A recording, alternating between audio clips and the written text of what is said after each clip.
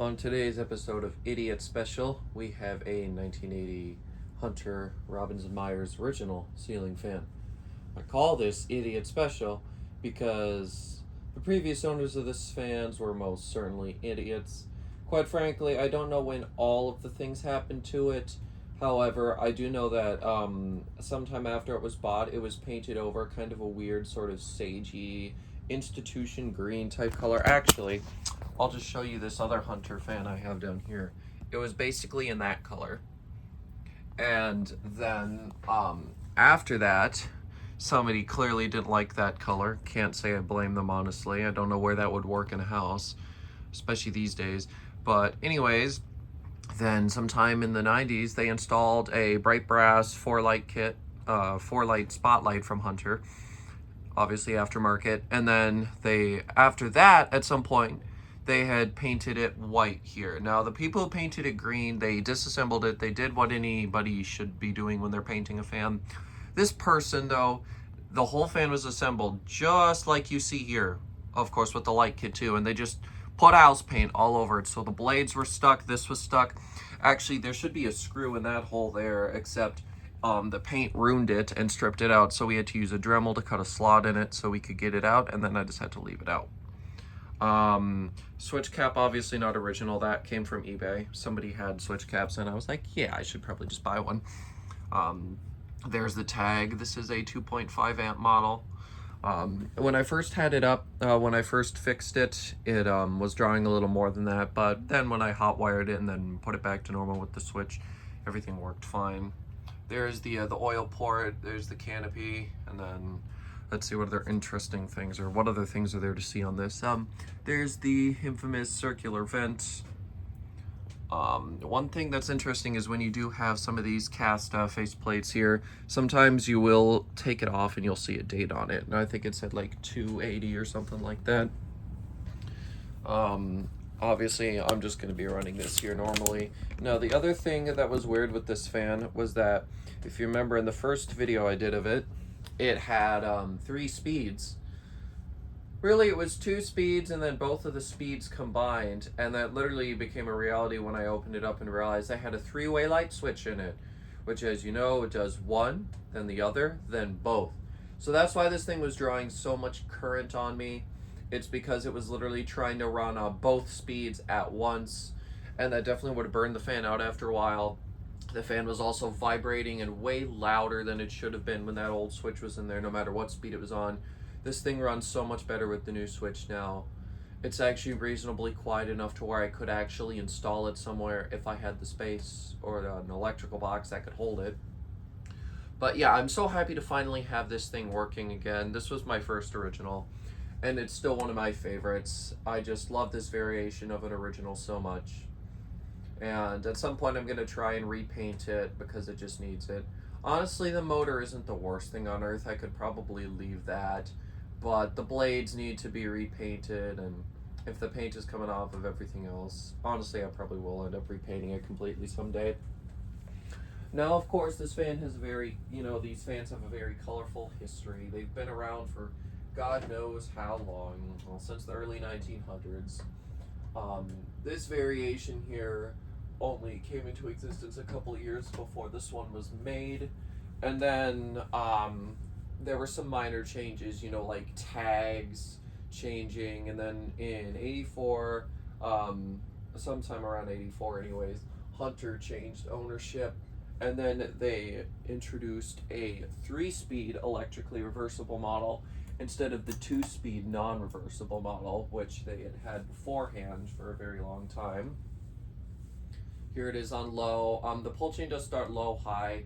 I didn't want to switch around the pull chain wires inside, so therefore that's how it's going to stay. One of the blades looks out of alignment. I blame the paint. I'm watching the irons right now, and they're in perfect alignment. So one of the blades just isn't very good due to the paint that built up on it over the time. But yeah, anyways, then after they introduced that electrically reversible model, around, I want to say 89, 90, they introduced a 5-blade model. Now, at this point, 5-blade only and 4-blade only were a thing. They didn't have 4 or 5. That came out in like 91 or 92, maybe even 93. And then after that, They basically stayed relatively the same. Obviously, they introduced other models in the collection, but then in 2001 they switched them to being foreign made. They switched a couple things around throughout the 2000s, and in 2015 they sort of redid the original, or maybe it was 2014, and that was probably the worst version. But then in 21, to celebrate some anniversary, I don't remember which one it was a big one though, Hunter introduced the newer one that once again brought the cast blade arms back and a few other nice features. This one doesn't even have cast irons. These irons are pretty lightweight, and I honestly wouldn't really trust them to much bending or maneuvering.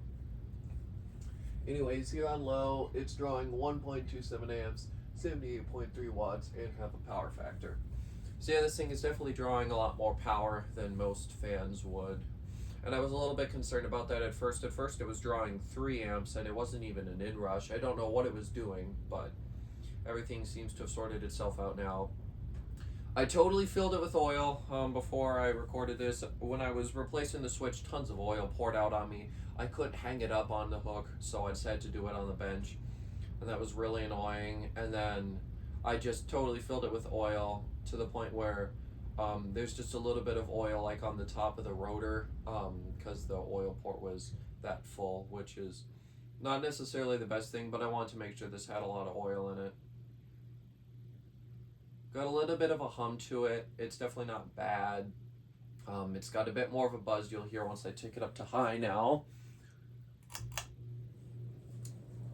I'm not too sure exactly why it does that. I have a feeling it has to do with the blades or the switch cap or something that's just not quite right with it. Mechanically, this fan is fine. It always appears to have been run with oil. When I got it, for 20 bucks by the way, there was oil pouring out of it. So I know this thing did have oil in it. Here on high, it is moving just a crazy amount of air. I mean, with the longer down rod and the open raftered ceiling, this is really just a recipe for insane airflow here. I mean, the thing is a beast, but what do you expect from a 50-pound cast iron fan? Anyways, it is drawing 2.55 amps, 159 watts, and still half power factor. And if you're wondering what finish this fan was originally, by the way, I probably should have mentioned, it was white originally. It was that antique white type color that they had. So yeah, from white to institution green and back to white. Definitely a colorful color history with that. I could have put a light kit on it. I would have just put a round globe on it. However, I bought the switch cap for it, and quite frankly, I like it just like this. Originals like this are childhood for me. As you know, there's that antique store that has some in black. If I was to repaint this, I would consider doing it in black. Well, it would either be black, or I would just redo the original white color. But of course, that would take a lot of effort. I'd have to strip all the paint off, and I'd have to do all the things. Someday it'll happen. I'm just not too sure when I'll have the time and ambition to do it. Most of the wobble I can blame on the fact that one of the blades is out of alignment. There's so much dried paint on them that they don't sit exactly right on the arms. And the grommets are gone, which is also probably causing a little bit of unnecessary noise. When they painted them, obviously the grommets just killed themselves.